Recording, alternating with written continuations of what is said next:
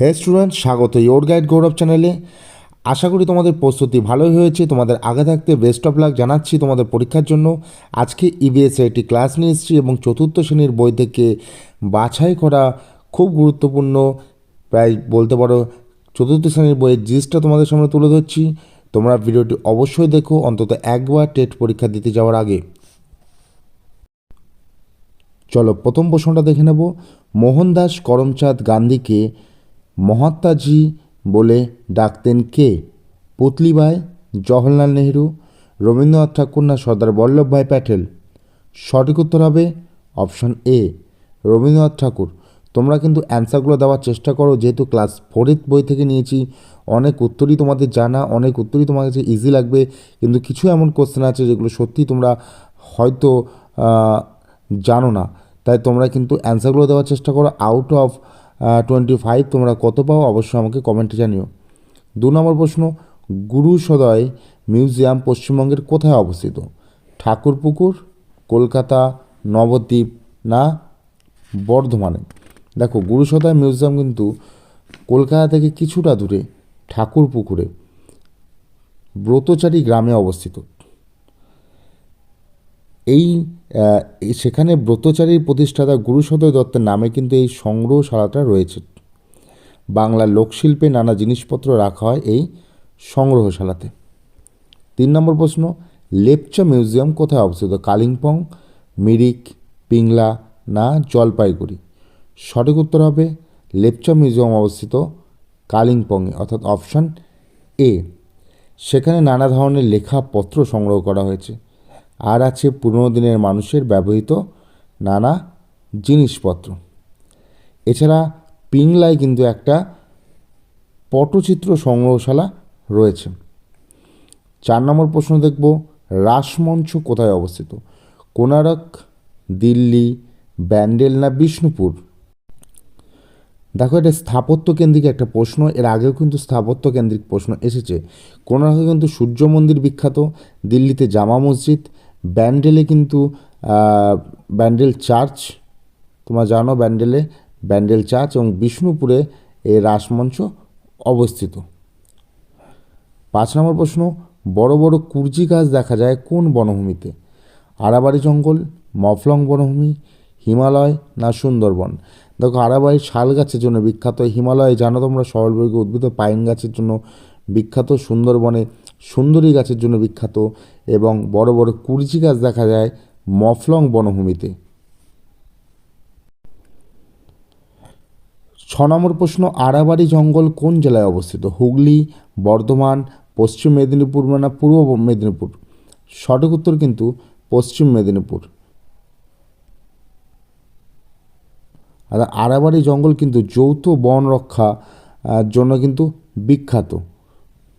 7 নম্বর প্রশ্ন, চিপকো আন্দোলনের নেতৃত্ব দেন কে? সুন্দরলাল বহুগুণা, মেধা পাটেকার, অজিত কুমার ব্যানার্জি না কেউ নন? দেখো, মেধা পাটেকার কিন্তু নর্মদা বাঁচাও আন্দোলনের জন্য বিখ্যাত ছিলেন, এবং অজিত কুমার ব্যানার্জি ইনি কিন্তু আরাবাড়ি জঙ্গলের পুনর্বিন্যাসের জন্য বিখ্যাত। তো সঠিক উত্তর হবে চিপকো আন্দোলনের নেতৃত্ব দেন সুন্দরলাল বহুগুণা। 8 নম্বর প্রশ্ন, মানুষের পোষ মানানো প্রথম প্রাণী কোনটি? খুব ইজি কোশ্চেন, ছোটোবেলা থেকে তোমরা পড়ে এসছো। ঘোড়া, কুকুর, টিয়া না গরু? সঠিক উত্তর হবে অপশান বি, কুকুর। 9 নম্বর প্রশ্ন, আমাদের দেশের কোন উপজাতি সমাজে মা আজও পরিবারের প্রধান? গারো, খাসিয়া, টোটো না সাঁওতাল? সঠিক উত্তর অপশান বি, খাসিয়া। সামাজিক প্রাণীর উদাহরণ হলো, সমাজবদ্ধ জীব বলতে যারা বা সামাজিক জীব বলতে যারা একটা সমাজ তৈরি করে নিজেরা একসঙ্গে বসবাস করে। এক্ষেত্রে অপশন হাতি, শিম্পাঞ্জি, মৌমাছি সবগুলি। সঠিক উত্তর কিন্তু তিনটেই হবে, অর্থাৎ হাতি, শিম্পাঞ্জি, মৌমাছি সবগুলোই হবে সঠিক উত্তর। 11 নম্বর প্রশ্ন দেখব, গম্ভীরা পালা কোন জেলায় দেখা যায়? পুরুলিয়া, মালদা, মেদিনীপুর না হুগলি? সঠিক উত্তর হবে কিন্তু অপশান বি, মালদা। 12 নম্বর প্রশ্ন, পৌষ মেলা বিখ্যাত কোথায়? শান্তিনিকেতনে, বর্ধমানে, জঙ্গিপুরে না বহরমপুরে? সঠিক উত্তর হবে অপশন এ, শান্তিনিকেতনে। আচ্ছা, গালা শিল্প কোথায় বিখ্যাত? ঝালদা, সোনামুখী, উভয়ই, না কোনোটি নয়। সঠিক উত্তর হবে ঝালদা এবং সোনামুখী দুটোই। এই ঝালদা কিন্তু পুরুলিয়ার এবং সোনামুখী কিন্তু বাঁকুড়া জেলার, অর্থাৎ এই দুই জেলার এই দুটি অঞ্চল কিন্তু গালা শিল্পের জন্য বিখ্যাত। তো সঠিক উত্তর অপশান সি। রেল ইঞ্জিন তৈরি হয় কোথায়? ধনেখালি, কালিয়াচক, চিত্তরঞ্জন না সুজাপুর? সঠিক উত্তর অপশান সি, চিত্তরঞ্জন। বিভিন্ন ছাঁচে তরল পিতল ঢেলে মূর্তি তৈরিকে কি বলে?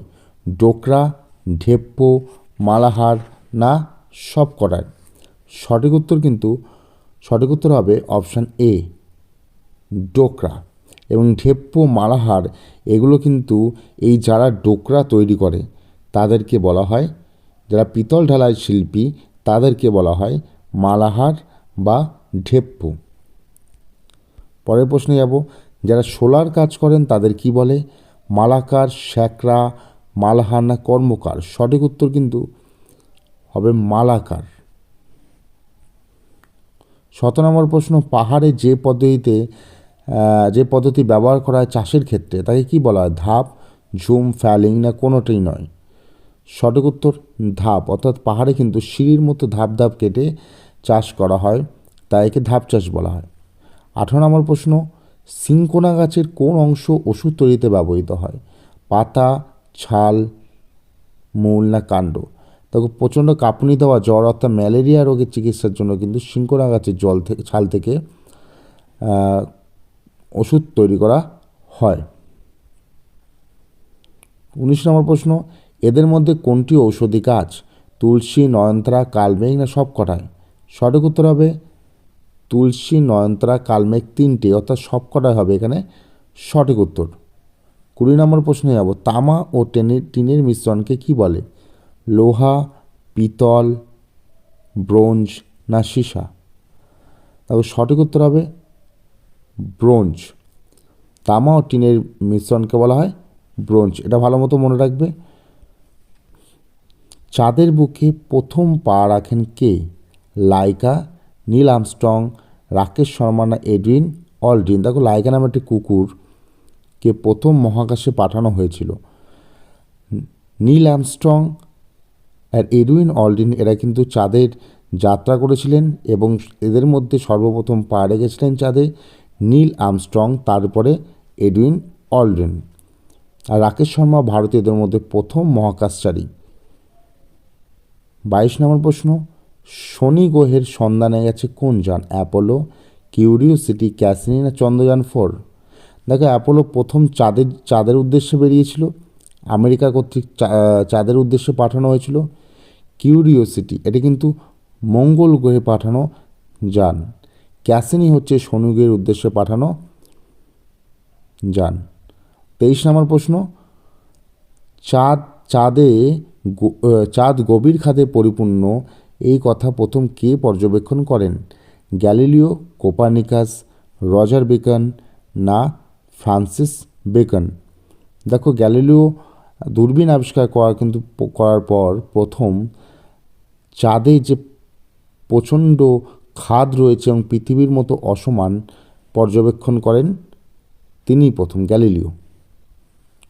24 নম্বর প্রশ্ন, সপ্তর্ষিমণ্ডলে বশিষ্ঠর গায়ে গায়ে থাকা তারাটির নাম কি?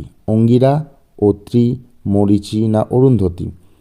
দেখো, অঙ্গিরা, অত্রি, মরীচি এগুলো কিন্তু এই সপ্তর্ষিমণ্ডলেরই তারা, অর্থাৎ 7টা তারার মধ্যে এটা হচ্ছে 3টে তারা। তাহলে সঠিক উত্তর এখানে হবে অরুন্ধতী। অরুন্ধতীকে বশিষ্ঠর স্ত্রী বলা হয়।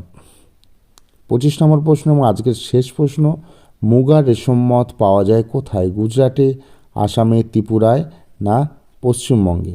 সঠিক উত্তর হবে আসামে। আরেকবার তোমাদেরকে বেস্ট অফ লাক জানাচ্ছি, তোমরা ভালো মতো প্রিপারেশন নাও এবং আশা রাখবো তোমরা সবাই 100% সাকসেসফুল হবে।